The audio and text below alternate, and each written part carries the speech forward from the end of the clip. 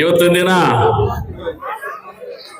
ನನಗೆ ಸುಮಾರು ಸಲ ನಮ್ಮ ನಾರಾಯಣ್ ಕರೀತಾ ಇದ್ರು, ಬರ್ತ್ಡೇಗೆ ಅಂತ ಹೇಳ್ಬಿಟ್ಟು ಒಂದು ನಮ್ಮ ಹೆಂಗ್ರಾಮು ಹೇಳ್ತಿದ್ರು, ಆಯ್ತಿರೋ ಬೇಡ ಮುಗಿಸ್ಬೇಡ್ರಪ್ಪ ಆಯ್ತು ಅಂತ ಹೇಳ್ಬಿಟ್ಟು ಹೇಳ್ತಾ ಇದ್ದೆ. ಬಹುಶಃ ಇವತ್ತು ಮೊನ್ನೆ ಸಿಕ್ಕಿದಾಗ ಹಣ ಬರಲೇಬೇಕು ಅಂತಂದ್ರು, ಆಯ್ತಪ್ಪ ಬರ್ತೀನಿ ಅಂದ್ರೆ ನಾನು ಬಹುಶಃ ಇಷ್ಟೊಂದು ಮಟ್ಟದಲ್ಲಿ ಇಲ್ಲಿ ಕಾರ್ಯಕ್ರಮ ನಡೀತಾ ಇದೆ ಅಂತ ಹೇಳ್ಬಿಟ್ಟು ನಾನು ಅಂದ್ಕೊಂಡಿಲ್ಲ.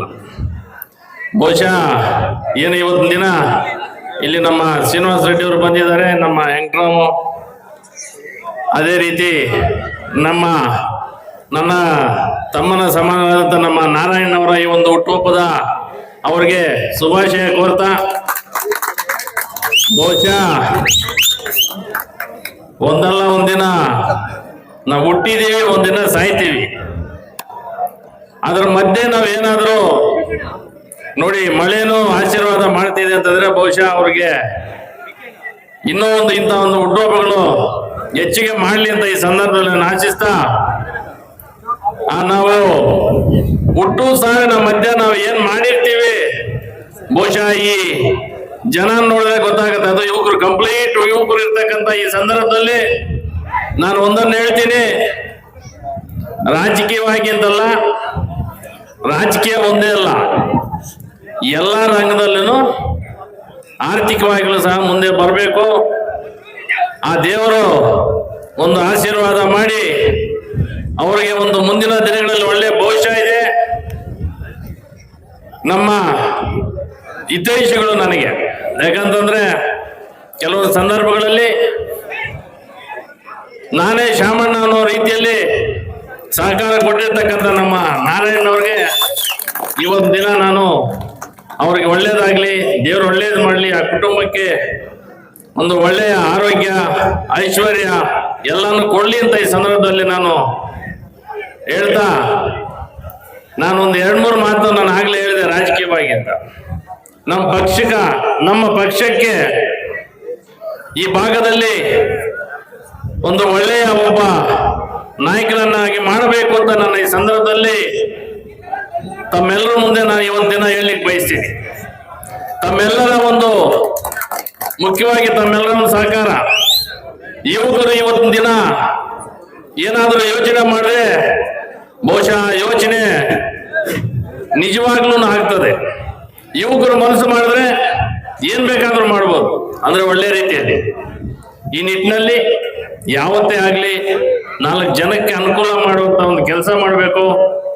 ಮುಂದೆ ರಾಜಕೀಯದ ಒಂದು ಪಯಣ, ಆ ದೇವರ ಆಶೀರ್ವಾದ ಇರುತ್ತೆ. ಹಣೆ ಬರ ಎರಡೂ ಬೇಕಾಗ್ತದೆ. ಹಣೆ ಬರ ಇದ್ರೆ ಯಾರೇನು ಮಾಡಕ್ಕಾಗಲ್ಲ, ಹಣೆ ಬರ ಇಲ್ದಿದ್ರೆ ಬಹುಶಃ ಯಾರೇನ್ ಮಾಡಿದ್ರು ಮೇಲಕ್ಕೆ ಬರೋಕ್ಕಾಗಲ್ಲ, ಮುಂದಕ್ಕೆ ಬರೋಕ್ಕಾಗಲ್ಲ. ನಾನು ಹಣೆ ಬರ ತುಂಬಾ ನಂಬ್ತೀನಿ. ನಾನು ಬೇರೆ ಯಾರು ಏನೇ ಹೇಳ್ಕೊಳ್ಳಿ, ನಾನು ಇದನ್ನ ಒಂದನ್ನೇ ನೋಡೋದು. ನಾನು ಹಣೆ ಬರ ಬಿಟ್ರೆ ಹೇಳ್ಕೋಬೋದು 76 ರೀತಿಯಲ್ಲಿ 76 ಜನ ಹೇಳ್ಕೊತಾರೆ. ನಾವು ಹೋಗುವಂತ ದಾರಿ ಸರಿ ಇರಬೇಕು. ನಾವು ಒಳ್ಳೆ ದಾರಿಯಲ್ಲಿ ಹೋಗ್ತಾ ಇದ್ರೆ ಆ ದೇವರೇ ನಮ್ಮನ್ನು ಕಾಪಾಡ್ತಾನೆ. ನಾವೆಷ್ಟೋ ಎಲ್ಲಾ ರೀತಿಯಲ್ಲೂ ನಾವು ಯಾವುದೇ ಒಂದು ಅದ್ಯಾವುದೋ ಇದ್ರಲ್ಲಿ ಹೇಳ್ತಾರಲ್ಲ, ಗತಂ ಮರ್ಚಿನವನಿಗೆ ಘೋಷೆ ತೊಡೋದು ಅಂತ. ಬಹುಶಃ ನಾವು ಹಿಂದಿನ ದಿನಗಳನ್ನ ಯಾವತ್ತೂ ಮರಿಕೊಡೋದು.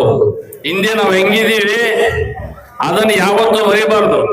ಅದನ್ನು ಮರೆತವರು ಬಹುಶಃ ಮುಂದಿನ ದಿನಗಳಲ್ಲಿ ಆ ಕಷ್ಟವನ್ನು ಅನುಭವಿಸ್ಬೇಕಾಗ್ತದೆ. ಕರ್ಮ ಅಂತಾರಲ್ಲ, ಕರ್ಮ ಯಾರನ್ನು ಬಿಡಲ್ಲ. ಕರ್ಮ ಅಂತಂದ್ರೆ ದೇವ್ರು ಬೇಕಾದ್ರೆ ಕ್ಷಮಾಪಣೆ ಕೊಡ್ತಾರೆ. ಕರ್ಮ ಅಂತೂ ನಮ್ಮನ್ನು ಬಿಡೋದೇ ಇಲ್ಲ, ನಾವು ಮಾಡಿರ್ತಕ್ಕಂಥ ಕೆಲಸಗಳು. ಬಹುಶಃ ಈ ನಿಟ್ಟಿನಲ್ಲಿ ಇನ್ನೂ ಜಾಸ್ತಿ ಮಾತಾಡ್ಬೇಕು ಅನ್ಕೊಂಡಿದ್ದೆ, ಬಹುಶಃ ಬೇಡ. ಯಾಕಂದ್ರೆ ಸುಮಾರು ಜನ ಇಲ್ಲಿ ನೆರೆದಿದ್ದಾರೆ.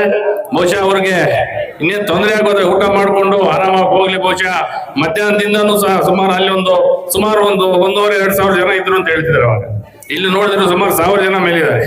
ಇಂಥ ಯುವಕರನ್ನ ಪಡೆಯನ್ನ ಕಟ್ಕೊಂಡಿರ್ತಕ್ಕಂಥ ನಮ್ಮ ನಾರಾಯಣನಿಗೆ ಮುಂದಿನ ದಿನಗಳಲ್ಲಿ ಒಳ್ಳೇದಾಗ್ಲಿ, ಅವ್ರಿಗೆ ಇನ್ನೂ ಒಳ್ಳೆಯ ಮಟ್ಟಕ್ಕೆ ಬರ್ಲಿ, ಉನ್ನತ ಮಟ್ಟಕ್ಕೆ ಏರ್ಲಿ ಅಂತ ನಾನು ಈ ಸಂದರ್ಭದಲ್ಲಿ ಹೇಳ್ತಾ, ಯಾಕಂದ್ರೆ ನಮ್ಮ ಹೆಂಗ್ರಾಮು ಯಾವತ್ತೂ ಅಷ್ಟೇ ನಮ್ಮನ್ನು ಯಾವತ್ತೂ ಯಾವುದೇ ರೀತಿಯಲ್ಲಿ 1% ಬಿಟ್ಕೊಡಲ್ಲ. ಮುಖ್ಯವಾಗಿ ರಾಜಕೀಯವಾಗಿ ಆಗಿರ್ಬೋದು, ಯಾವುದೇ ಒಂದು ರಂಗದಲ್ಲಿ ಆಗಿರ್ಬೋದು, ಇಂಥವ್ರಿಗೆ ನಾನು ಮುಂದಿನ ದಿನಗಳ ನಮ್ಮ ಋಣ ತೀರಿಸಲೇಬೇಕಾಗ್ತದೆ. ಋಣಿಯಾಗಿದ್ದೀವಿ ಅಂತ ಈ ಸಂದರ್ಭದಲ್ಲಿ ಹೇಳ್ತಾ, ಏನು ಇಲ್ಲಿ ಕರೆಸಿ 4 ಮಾತಾಡಲು ಅವಕಾಶ ಕೊಟ್ಟ ತಮ್ಮೆಲ್ಲರಿಗೂ ನನ್ನ ನಮಸ್ಕಾರ ಹೊಂದಿಸ್ತಾ ಇವತ್ತಿನ ದಿನ ಇಲ್ಲಿಗೆ ಬಂದಿದ್ದೀನಿ. ಬಹುಶಃ ಅವ್ರಿಗೆ ನಮ್ಮ ಆಶೀರ್ವಾದ ಸದಾ ಇರ್ತದಂತ ಸಂದರ್ಭದಲ್ಲಿ ಹೇಳ್ತಾ ನಾನು ಮಾತನ್ನ ಮುಗಿಸ್ತಾ ಇದ್ದೀನಿ. ಜೈ ಹಿಂದ್, ಜೈ ಕರ್ನಾಟಕ. ಮಾತಾಡಿ ಸರ್.